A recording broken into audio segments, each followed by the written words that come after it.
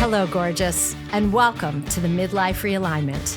I'm your host, Esther Blum, and I'm here to disrupt the narrative on perimenopause and menopause with humor, nutrition, hormones, and fierce self-advocacy. Together, we'll rewrite your story and the rules because there's a light at the end of the vaginal tunnel. Let's go. Dr. Zora Benhamou is a gerontologist who studies aging and is dedicated to challenging menopause stigma and ageist stereotypes. As the host of the Hack My Age podcast, she focuses on empowering women navigating the menopausal transition through biohacking techniques. And I found our conversation extraordinarily fascinating and fun, and I really hope you enjoy it today. Zora, you are a gerontologist who's really made menopause your obsession, which is so fascinating because most people associate gerontology with elder care. So walk us through your origin story. How does a longevity expert end up traveling the world, interviewing women about hot flashes and hormones? I know. Well, maybe if we start with the gerontology piece, because most people don't know what a gerontologist is. They think I'm some kind of, most people think I'm a geriatric physician, which I'm not. I'm not a doctor. I'm just somebody who studies aging and longevity. And what we often do have a focus on older adults, but to understand diseases and aging, we need to look at the whole life course from birth until death. So it's not just that. And you know as much as I do that there are certain things that happen in events and that happen in our lives that actually are correlated and actually instigate certain diseases and how we're aging. So this is what that study is, the study of aging. And then to get into the, how did I get into the menopause space and start asking women on the street about menopause? That's a good question. It's a good question because I kind of got thrown into the menopause space by my audience because I had a podcast and it was about biohacking for women over 50. And of course, everyone was asking me, well, come on, get more guests on hormones and menopause. And I was like, okay, I should probably go down this route myself since that's where I was as well. So that's kind of how I got thrown into this space. And of course, I'm curious about what in the world is going on in our bodies in this transition. And what was such a disappointment when I learned more and more about menopause is that we didn't study this in gerontology. It was not on the curriculum. We had about 20 minutes, maybe 30 minutes about menopause. It's just the loss of your hormones, and that's it. And it was shocking. And I do remember as I was going through the program, I kept asking, come on, I want some studies I want courses, I want something on menopause and how this affects aging. And so, because I bang the drum so much, actually the curriculum has changed and they are including menopause in their curriculum now. So as I'm learning more and more, I'm like, this is incredible because what you find out is that no two women have the same experience. And at the time when I started creating these reels, so people who are unfamiliar with these reels, I create these 1-minute reels that I post on Instagram and Facebook it's just an edited version of usually like a 10-minute conversation I have with a woman literally on the street telling me about her menopause experience. And I decided to do this because at the time when I started this I was a nomad. I lived out of a suitcase. I was a self-inflicted homeless person. And I decided I'm going to sell my house, sell my car, sell my things. And my husband and I decided to travel the world. And I said, this is a great opportunity to ask women around the world how their menopause journey is going. What are their attitudes about it? How do they feel? Do they have access to medical care, et cetera, et cetera? And so when I create these reels, just boil it down to 1 minute. That's all the patients we have on social media. They are very, very interesting. And women realize that there are some things that are universal and we all go through menopause. No one I know yet is getting away with it. But our attitudes may be different or our symptoms are different. Some women have hot flashes. Some women don't have hot flashes. Some women say, oh, I didn't feel a thing. Women are having a completely different experience. So it just confirms what we know and what you've been talking about for ages now about menopause. And it is fun to see someone's real life experience, whether they're Asian or French or European or American. And that's what those reels are all about. And that's how I got thrown into it. what are some of the either misconceptions or just point of views that were surprising to you or just super interesting about the perceptions of midlife? Because we're always hearing, oh, well, Japanese women don't have any symptoms in menopause, or other countries honor a woman who has gone through menopause, who is the crone, who is the wise soul in her community, in her tribe. So what were some really either cool things or surprising things that you recall from all your years of making these reels? So I was really surprised about how open people were in Thailand and Vietnam to speak to me about menopause. I was going to assume even Japan. I assumed they would be more closed, would be more shy. Mm-mm. They were happy to talk about their libido and their sex life, and I was like, you're a total stranger with a camera in front of you."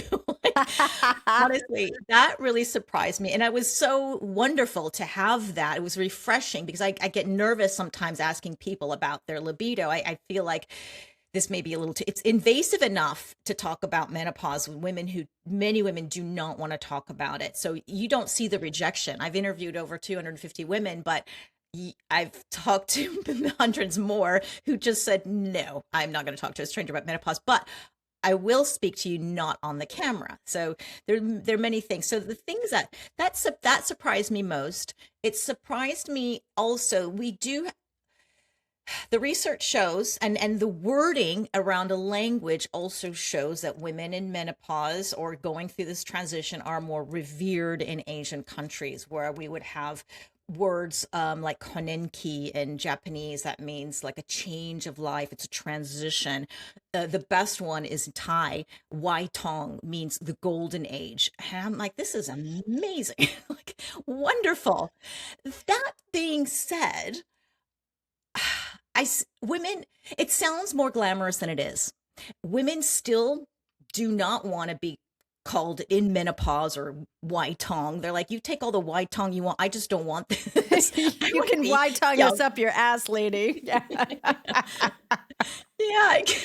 I just don't want it. And it's not like everybody's, woo, this is going to be a great transition. Yeah. No. When I speak to a woman who's older, let's say 65 plus, usually and this is quite universal, where menopause was fine, like no problem at all. Like why are we even talking about this? Honestly, it's just chill, just relax. It's going to be fine. But yet when you speak to a woman who's actually going through this herself in her 40s and 50s, it's a different story. Like, she knows what she's going through now. And so everyone has, of course, a different experience. Some women have the hot flashes, some have joint pain. Most women do not go beyond looking past hot flashes and periods being irregular or stopping, and probably some mood swings, maybe poor sleep.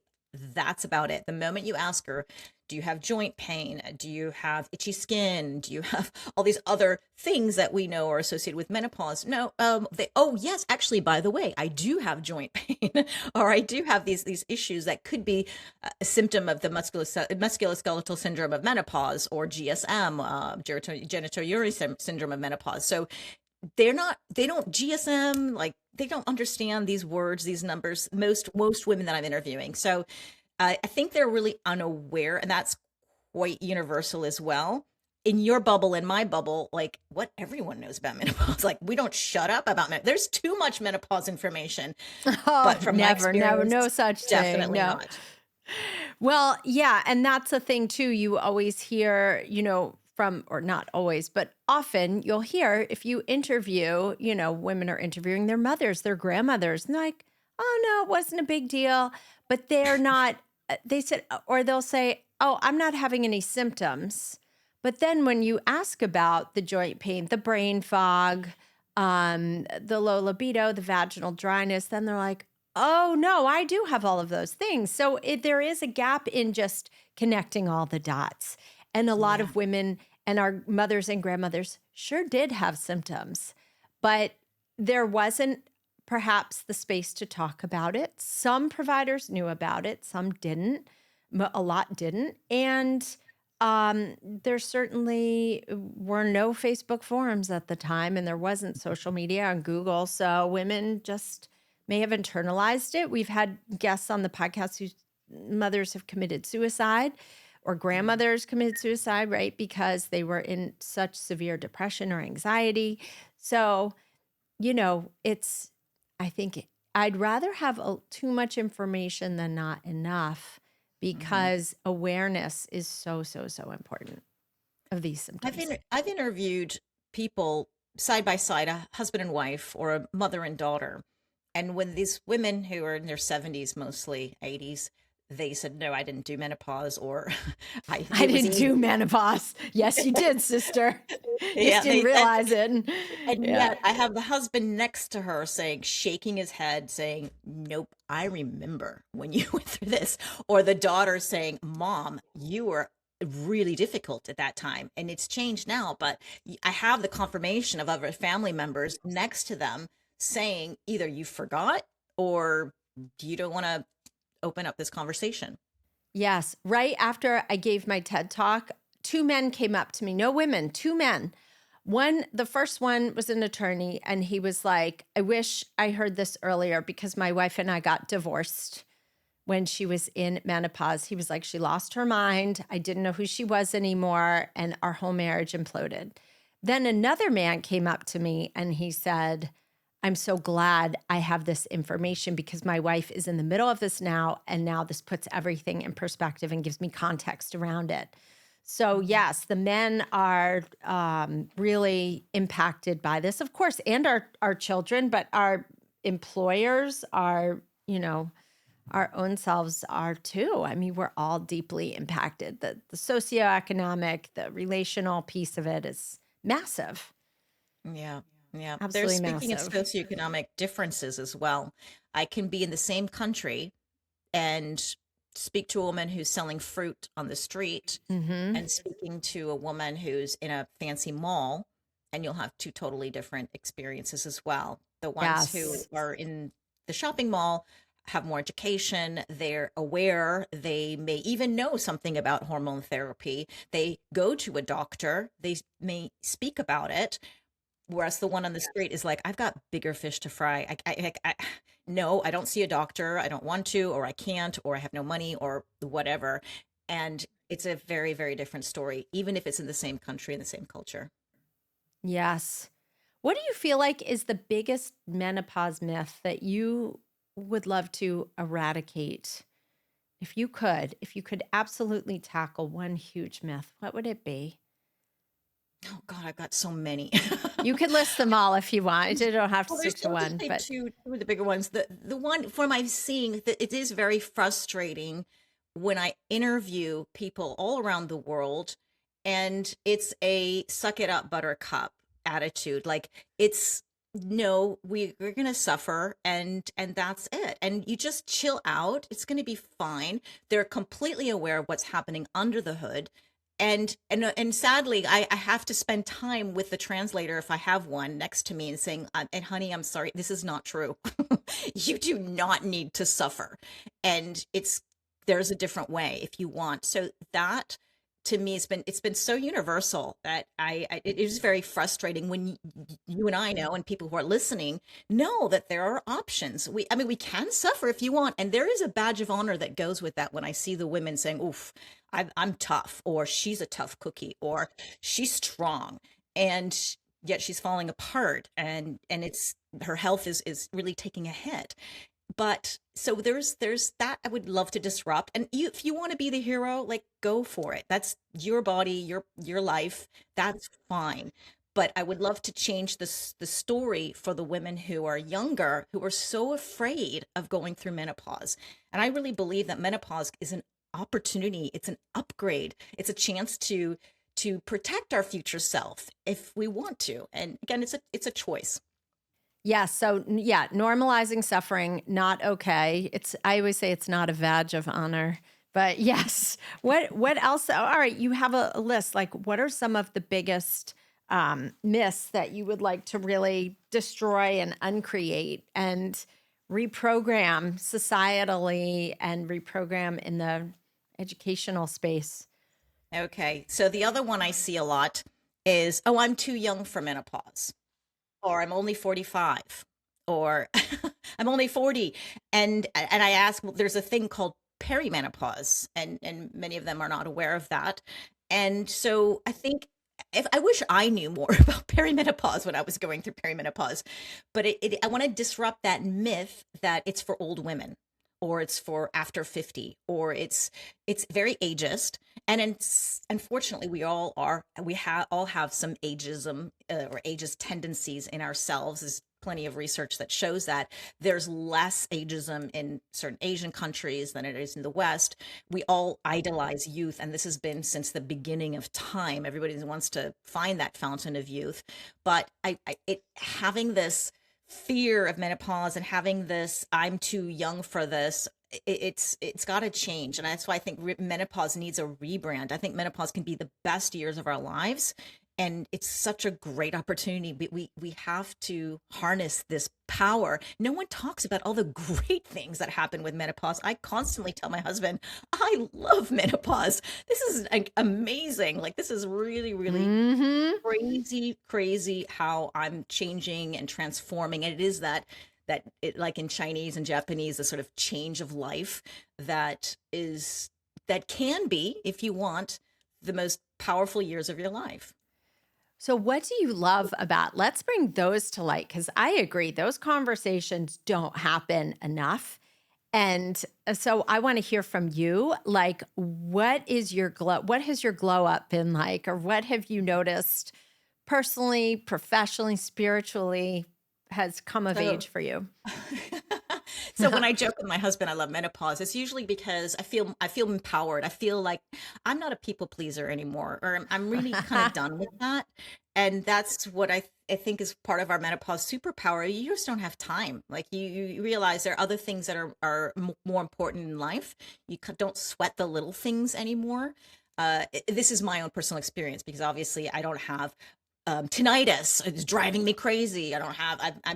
I'm managing my menopause with my hormones and with my lifestyle, with my diet, with many things, and that empowers me. That makes me feel strong. I lift heavy weights, and so I feel more independent. I feel like I'm protecting my future self. But that voice inside me is finally come out, and I think that's the biggest part. And so even though I tell my husband I love menopause, and when I argue with him, which I never really did very much before, and now he's like, I don't know about this. But he's He's still like, here. let It's me 31 rethink years of this marriage, though. face. What's that?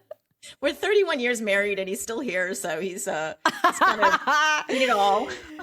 Right, exactly. But honestly, it's the beginning of the zero F's era. And yes, with that drop in with that drop in estrogen, even if you're replenishing it, you're still not up to your baseline levels that you were in your 20s.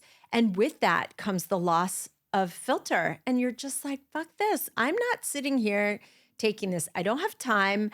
I value myself. I love myself more than like I want to deal with other people, or, more than I love conflict with other people, or, I'm not getting my point across well, but like, yes, just the tolerance for BS goes way down.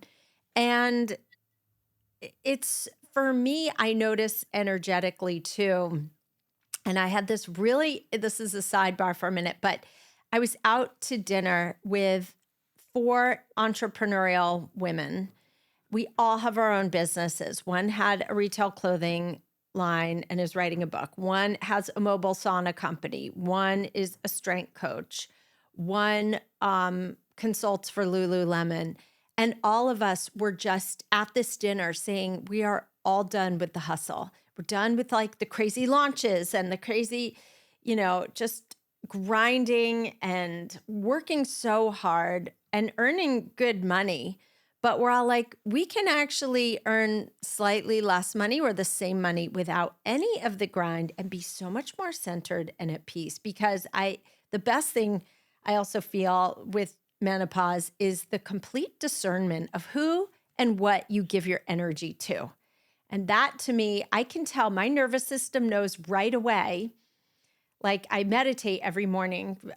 Joe Dispenza is my new companion on the ride. I've had many along the way, but I'm rocking some Joe Dispenzas right now. And my nervous system just physically doesn't even have room for people, or can't handle people who want to come in my space and disrupt the peace. It just is like, no, I just feel myself repelling the energy. And it's so beautiful. It's such a beautiful inner compass in God. Whereas the old version of me would have tolerated it, would have let, people into my space that were not aligned or too aggressive or just like, not, that just took me away from where my inner compass usually will hold me. So I don't know. I personally find that has been like one of my favorite parts of all of it. Just really protecting peace. You're 100% right. And I think if we can learn to do this is wonderful. And it will eventually, I think, happen. Have you heard of the socio-emotional selectivity theory? Talk about that, please. This is in gerontology. We talk about this because as we age and as we get closer to death, we realize we don't have time to mess around anymore with the people who do not serve us, who do not support us. So we're very selective about the people who we spend our time with and the things that we do. And so this is a superpower of aging, or a superpower of menopause, whatever you want to call it. But there's a theory there. And whenever I speak to somebody, anyone over 50, we seem to all fall into this theory. So I just don't feel like it's a theory anymore. Yeah, because who has time? But the cool thing is too, and I've definitely had friendships fall away, but with that becomes new people in the same who come in, who are so much more aligned. And I think the coolest thing is making new friendships in midlife, because these are women you may not have been able to be friends with as a previous version of yourself, or you weren't ready to be friends with. Like don't you find like the women you're attracting are just so incredibly powerful now and so leveled up, versus because it's a reflection and an extension of you and the work you've done on yourself. Have you heard of the Menopause? Tell me more. I'm not sure. There's another theory out there, but it's not the Menopause. I called it the Menopause, but there's Is it like the Jackson 5? I mean, talking here. The Jackson 5, the Menopause, but you are the average of your 5 closest friends. Oh, yes. You've heard of that. So I like this menopause. Another wonderful part about menopause, like you said, it's a chance to connect. We connect with people maybe we didn't before, and sometimes menopause is that connecting link. We're all going through this together, and we're now more vocal, at least you and I are, and we invite those who are not vocal to actually give them a voice, to give them the words, to give them the vocabulary in order to speak about this, and that can bond people really, really well. So I think using that socio-emotional selectivity theory and the Menopause, we can be very selective about the people who surround us, because if your 5 best friends are poor, then you're likely to be poor. If they're positive, you're likely to be positive. Whatever you name it, you tend to be the average of those things. So be wise, be selective, use this opportunity to clear out the old and invite the new.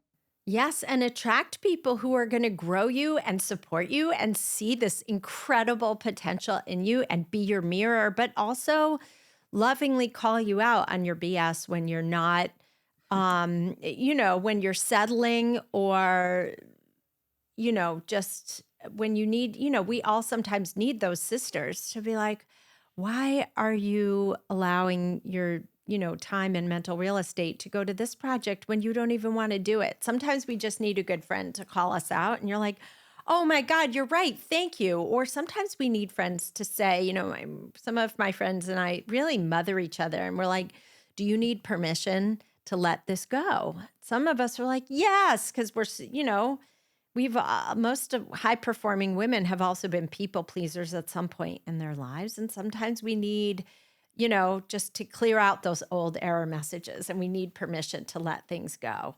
And so, yes, if you can curate that group of women, or even at least one woman in your life, one sister who has your back and is going to grow you, that is That is pure magic.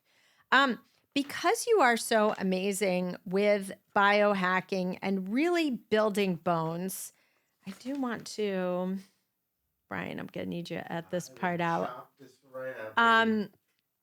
All right. I really want to talk to you about your bone. Here we go. All right. I really want to talk to you about bones, which are your zone of genius and something that we really haven't talked about much on the podcast, but bone health is where you go deep. And so I want to know what women in perimenopause and menopause absolutely need to know about their bones and what people are not hearing from their doctors. So happy you're bringing this topic up because it's like the menopause discussion. It's been pushed aside until you're 65 or actually have a fracture, and that's usually when you'll get a scan. So I'm in the biohacking zone, and we love to test, measure, and assess. We like to look under the hood. We like numbers. We like the data. We like to do all the things that obviously are foundational, that are we all know in terms of diet and exercise and all these things. But when you have data, it kind of helps because we can't feel our bones getting brittle. We don't feel our arteries getting full of plaque. So until you have a heart attack, for example, or you have a fracture. So when it comes to bones, most people are getting a scan after the age of 65, and it's usually I don't want to say it's too late. It is too late general, but it's not too late. We can reverse osteoporosis, which is low bone mineral density, and you are at higher risk of a fracture. And you may go, well, what's wrong with a fracture? You just fall and get up. This is what I thought when I was studying gerontology. Is like, what's the big deal? But we were studying fall prevention.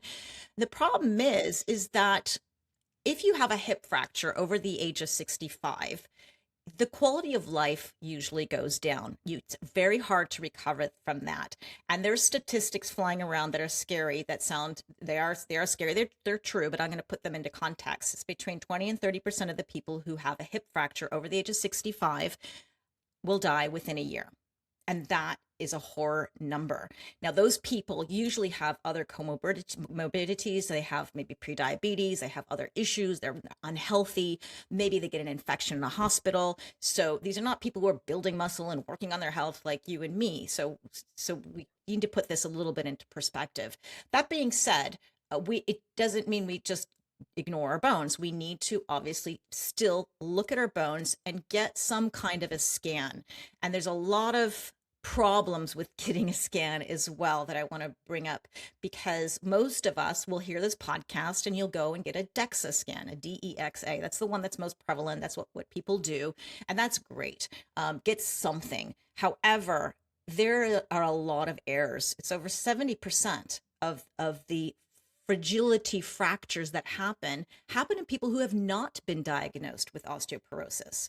So there's we have to take some of these numbers with a grain of salt, and we put too much weight into that number on a DEXA, that bone mineral density, that T score.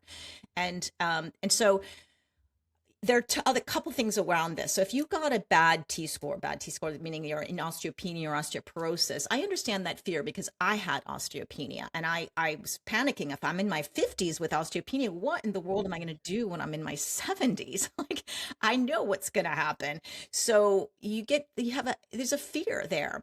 So we have to not let fear overtake us. We still put a plan in place and then confirm how accurate is this. Do I have still strong bones despite having osteopenia? And you can get a scan called a REMS scan, REMS. It's less prevalent. It's a bit more controversial.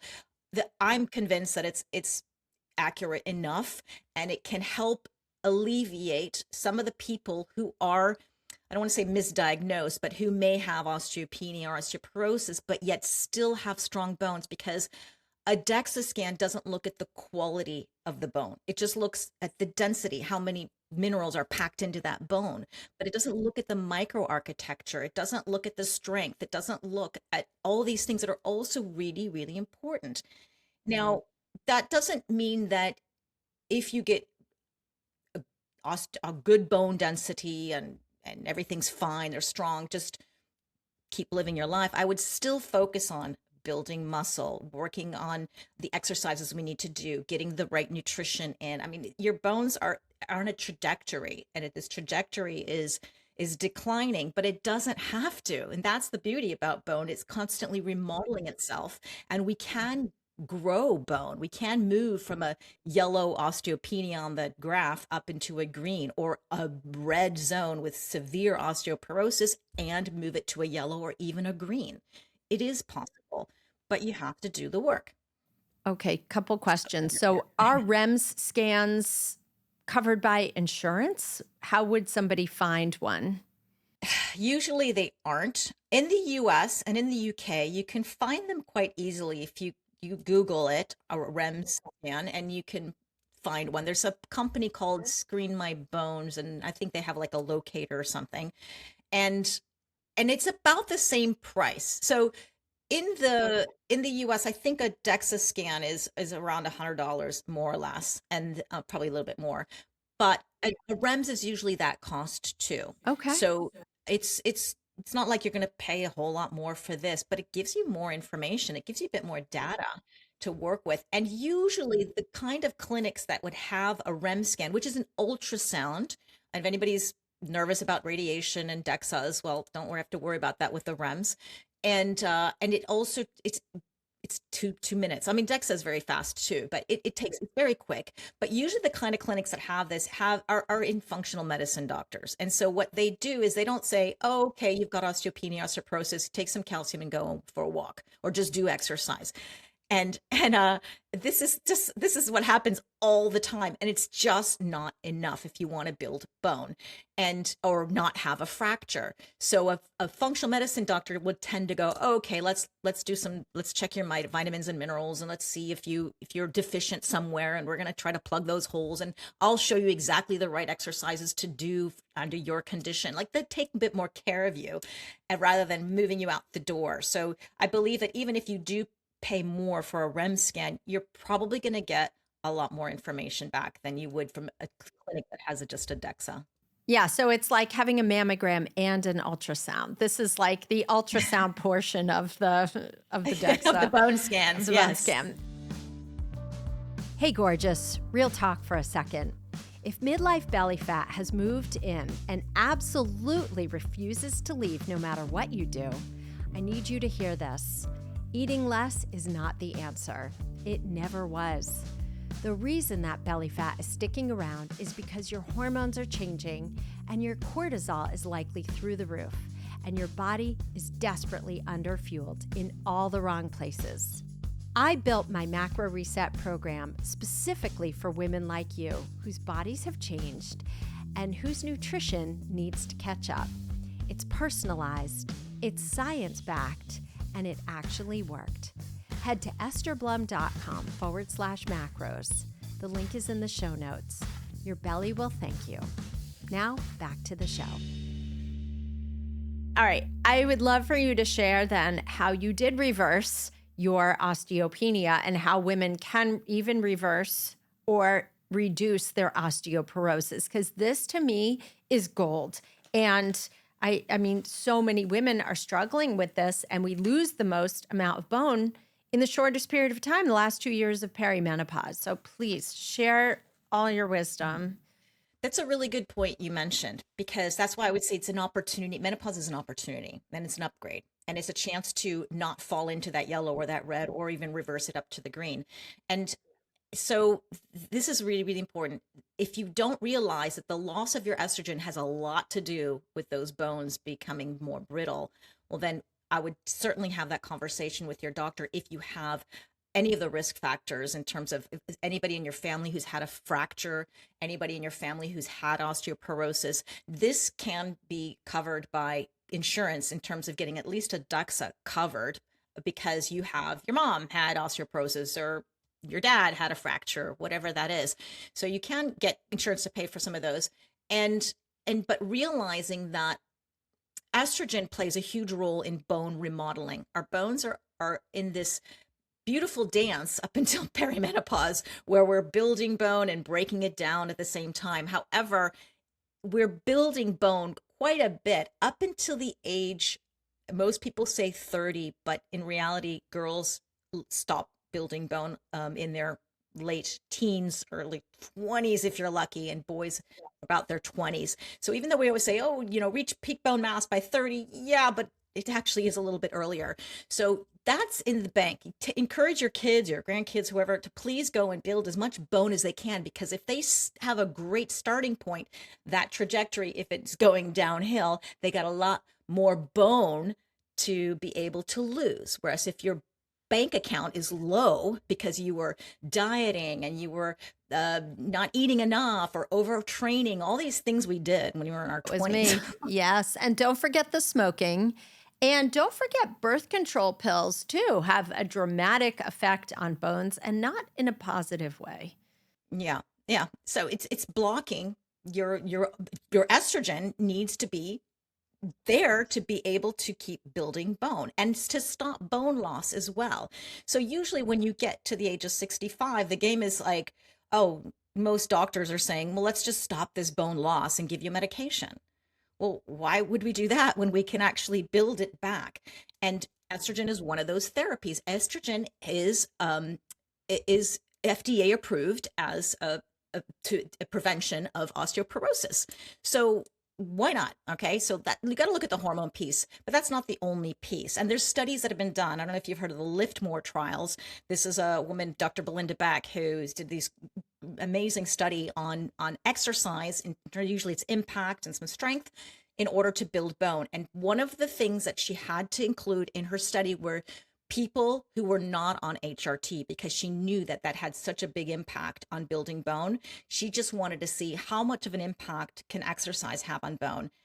And I think pretty much nearly everybody, but at least most people in that study, built bone and moved In people both from groups, severe like, osteoporosis into the green. Yeah, go ahead. Sorry.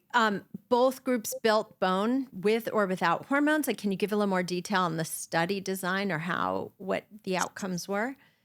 So I think there were several, I don't remember exactly how many people were in there, but now she has a bone clinic. So she's getting thousands of people going through this. But they had, if I recall correctly, they only took people who were ready to do their program, and there was very specific program, and they had to pay careful attention because there were people with severe osteoporosis. So nobody could be on HRT, and the people, the control group as well, were not on HRT. They just really wanted to see the impact of the exercise. So they had to compare apples to apples. And I don't remember the actual if there was any other groups, but it's such a famous study. Every bone expert quotes the study, and I should know more about it, but I will. It's easy to find if you want to find them. And Dr. Belinda Beck is quite well known in that bone world, and she's done so many research studies, and she has a bone clinic herself. So she kind of has her own little experiments going on with the thousands of people, not just control trials with 30 people or 100 people. She's got a lot more in there, but they're all building bone. And there's enough research out there showing that exercise does have a huge impact, because what it does is sends a signal to the bone to go start building. And so that's why we need to include certain exercises, because there's some exercises like swimming or walking, which are great. We should all be doing that. Biking is wonderful, but that's not going to build the bone. So we need to have a little bit of impact.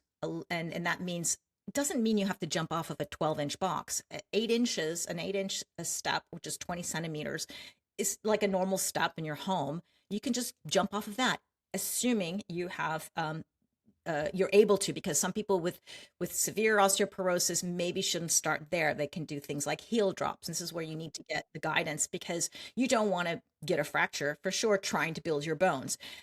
It's progressive overload that works the best. You start out slow until you actually progressively build more bone, and you become stronger, and you build that. And there's many different types, and there's even these machines that are out there as well that can impact the bone and send that signal without the actual impact. But exercise is something that's really, really important. And then there is the nutrition piece.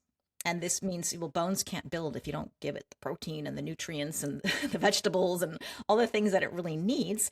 So you need a healthy diet that includes calcium and magnesium. There's some boron, there's some vitamin D. the protein as well. So there's you can easily go onto a chat GPT and say, like, build me a meal with the foods that I like that include all these nutrients in terms of bone and bone health, and you get wonderful recipes and ideas out there on how to do this. But you want to try to get the most that you can from whole foods. Like, calcium is another one that's really important for your bones, but it's not the only one. And unfortunately, doctors are sending out their patients who get poor DEXA scores with just take calcium and go for a walk, and it's certainly not going to be enough. And no vitamin K, so it ends up in your arteries and not in your bones. But I just want to pause for a second. Okay, so the outcome from this study, just the takeaway that people listening should have, is that even without HRT, you're able to build bone, and you're able to build it at any age. Like, I remember coming out with my dietitian degree, working in hospitals, coming across a study in the New York Times showing that people in their 90s were building bones, lifting weights in their 90s. So it's never too late. If you're hearing this and you're like, well, I've been postmenopause for 10 years and I haven't had any hormones. Even without hormones, you can absolutely build bone and muscle at the same time. The two often go hand in hand. And the second part of what you were saying is get a nutrient-dense diet, to which I will add, make sure that also you are really digesting your food. Low stomach acid can be a real problem. And a lot of clients I see come to me on proton pump inhibitors or H2 blockers like Prilosec or Pepcid, and they're having reflux. Well, why are they having reflux? Well, they have an overgrowth of H. pylori, and it's the deficiency in hydrochloric acid that actually causes reflux. It prevents that pyloric sphincter which is at the top of our stomach, that flap, from staying closed. People think, oh, it's an overdose of acid production. It's an underproduction of acid that is so much more problematic. So like in my practice, we clear out H. pylori, we clear out bacterial overgrowth. And so that stomach acid production can return, or we supplement with it, because our stomach acid production also tends to decrease after the age of 30, and it certainly decreases with chronic stress. So making sure that your stomach is really, acidic, a more acidic environment, so that you can actually assimilate and absorb all your calcium, because that's, it's that in and of itself is a real challenge. You can take all the nutrients you want, but it's not always what you eat. Sometimes it's what you absorb too. Such a good point. And I'm so glad. And I'm interviewing somebody, a gut expert, about this gut and bones and that relationship, because you could be doing all the right things and eating all the right nutrients, even taking supplements, and yet you're not absorbing it. And so how are your bones going to build with that? There was one other thing I mentioned in terms of exercise that I think is really, really important, because there are people who have joint issues. I had osteoarthritis. This is degenerative joint disease. Like, I know what pain is, and I was not able to do impact or strength for nearly 2 years. So I understand, and there are ways to work. It doesn't mean you can't exercise or you don't do it. There's ways around it. But if I'm speaking to somebody who's not very mobile, or who doesn't have good balance, it's really important to make sure that's the place they're going to start, not just the heavy weights, because I think it's about 90% of fragility fractures, the fractures that are happening, are due to falls, right? So then the game is to not fall. So then we need to make sure we have good balance and good agility as well. So if you're about to trip something, you're going to pick yourself up. So we all focus on building muscle and building the bones and strength training and the impact, but yet we're not talking enough about the balance. And if that's where we should all be including anyways. But for somebody who's really limited, just start with, don't fall, just start with the balance. And it means me holding on to a wall, holding on to a chair or your kitchen counter, and just doing some calf raises to try to get a little bit more balance. There's so many things. You can find this all on YouTube and online as well, little exercises, but specifically for you. Don't go start jumping around if you can hardly stand. Well, that's it. And I had strength coach Jennifer Kirsch on, and she's taught me, like, when I get dressed, to stand on one leg and put my socks and shoes on, just standing on one leg, which is hard, or getting up off the floor without using your arms and hands. She's like, if you can do that, you're always going to be fine, because it's balance and strength and coordination. Yoga can be really helpful. Even just doing one-legged tree pose, that is really fantastic balance. But yes, in the beginning, like my mother-in-law, God bless her, she's 91 now, and she'll stand with her hand on a chair, but she'll lift one leg up at a time. And she does a lot of balance and coordination, and knock wood, like, her mobility is excellent. So yeah, it's all of those things are really, really important. And so for you, so full circle now that we have all these pieces, what did you specifically do to reverse your osteoarthritis and become more mobile and then rebuild your bones? What was your magic formula? So yeah, I had osteoarthritis. So when I got the diagnosis of an osteopenia through a DEXA, I was disappointed, but I was like, you know what? I deserve it. Like, I don't do impact, I don't do strength because I was told not to, and I didn't realize there are other ways around it. But I did maintain muscle throughout this. I always did my rehab exercises. You don't ever stop that. But it didn't have the signal. I didn't have a strong enough signal to tell the bones to keep building, and so I was breaking down bone faster than I was building it up. However, then I got a REM scan, and actually it said you have strong bones, almost like a gymnast, like that good. So I thought, oh, that's interesting. So it felt like the weight was lifted, still need to do all the things. And there was something else about this, I can't remember, but it just fell my, it'll come back. But anyways, that was a really, really great motivation for me to say, okay, oh yeah, point I wanted to make was people often mix up osteoarthritis and osteoporosis.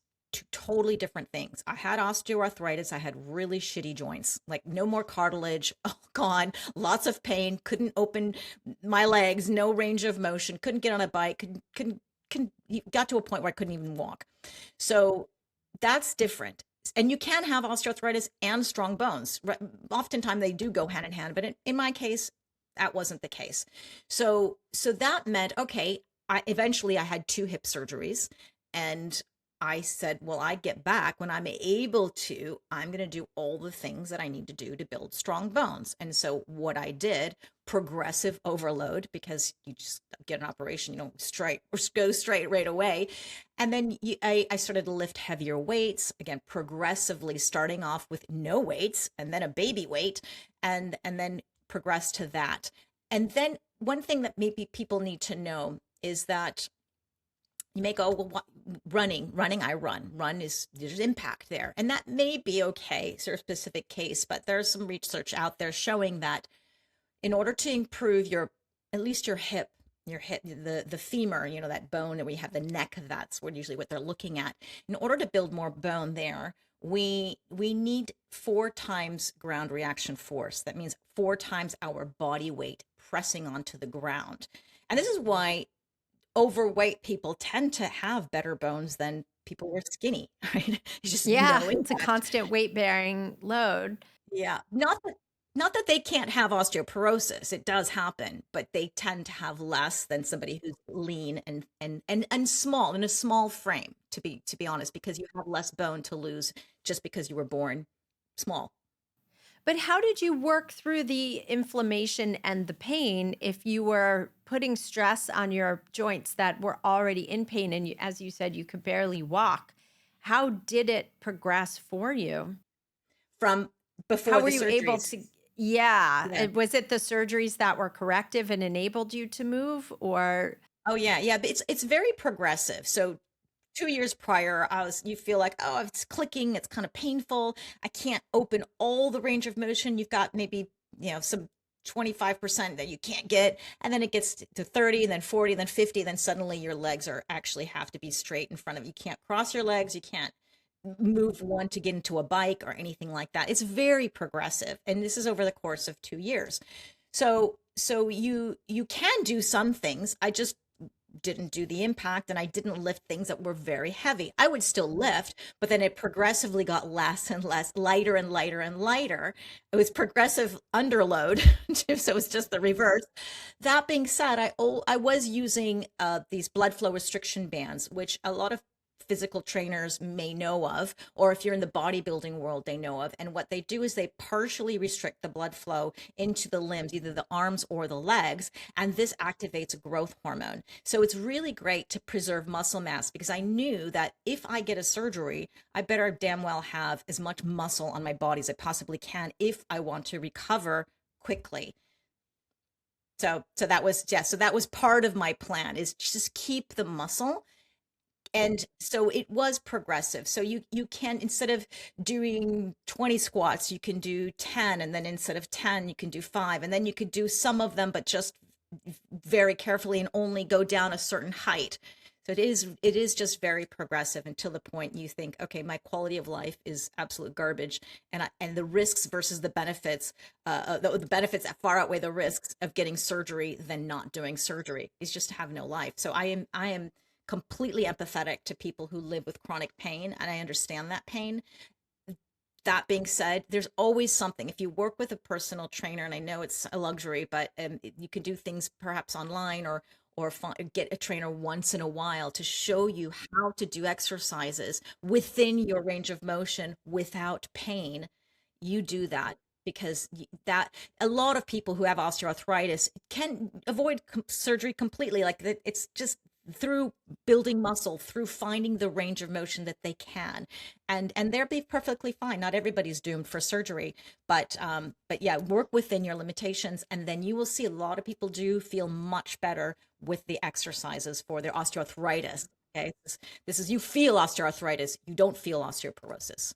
Yes. And so really, and mobility and stretching are also really important, like dynamic warm-ups. Like if you're going to do, 4 reps of a weight set or a strength building set, the first one should be weight free, and just get your body warmed up, get the mobility going, get the joints warmed up and lubricated, because if the joints are not warmed up, your muscles are not going to fire anyway.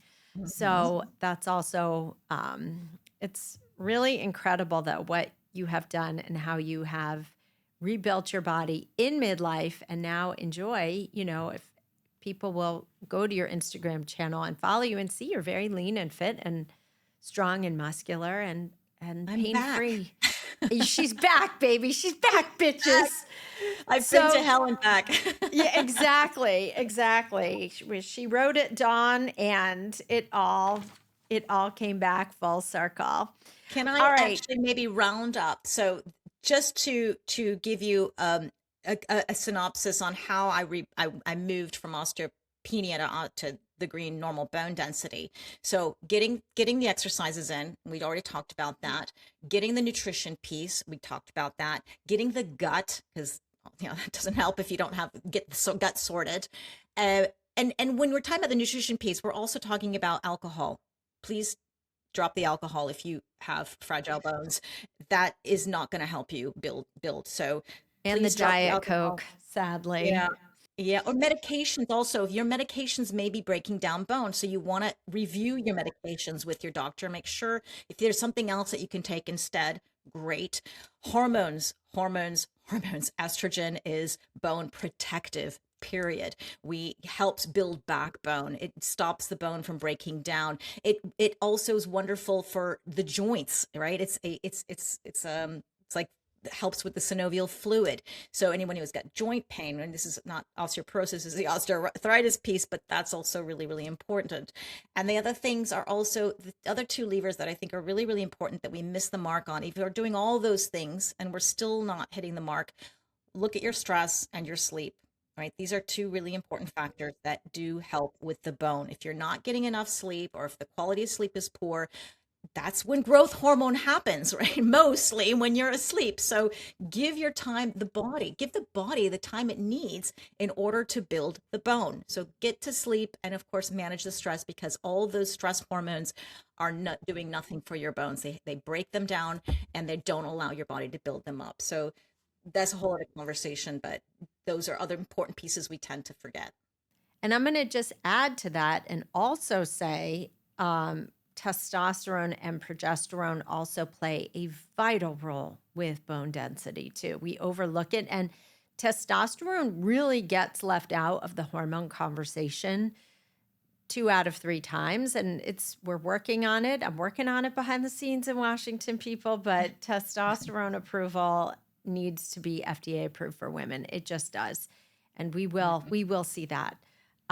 So that's another huge piece for bone density. So, okay, I have loved every inch of our conversation. Please tell listeners more about where they can find you and watch your incredibly informative and helpful content and find your podcast, all the good information about you. The easiest place is go to hackmyage.com. Or if you can remember Hack My Age, that's the same word for all the social media and everything you need. We've got the podcast also called Hack My Age. It's a menopause upgrade. So please tune in. The guests, we've had Esther on and they absolutely loved you. So you've got so much information and we have these fabulous guests. So please tune in. We've got bone experts up to the gazoo because I'm so passionate about bone. We get these experts on. And so, yeah, you'll find me there. And you can always reach out to me on Instagram or Facebook. I'm happy to answer your messages and get to you. All right. You're a rock star. Thanks for coming today, Zora. Oh, thanks, Esther. If you loved this episode, follow or subscribe to the Midlife Realignment wherever you listen to podcasts and on YouTube, and leave a review to help other women find this show.